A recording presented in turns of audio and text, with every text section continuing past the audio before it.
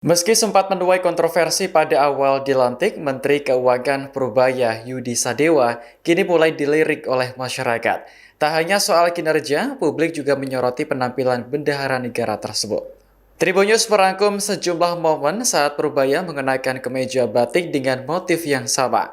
Pertama, ketika menjadi narasumber dalam podcast bersama Dahlan Iskan sekitar 10 bulan yang lalu. Kala itu Purbaya masih menjabat sebagai Ketua Dewan Komisioner Lembaga Penjamin Simpanan. Kemeja batik dengan motif yang sama juga dikenakan Purbaya saat menghadiri Forum Serasehan Ekonomi di Jakarta pada April lalu. Forum tersebut juga dihadiri oleh Presiden Prabowo Subianto dan Menteri Keuangan saat itu Sri Mulyani. Momen terbaru yakni ketika Download Tribun X sekarang, menghadirkan lokal menjadi Indonesia.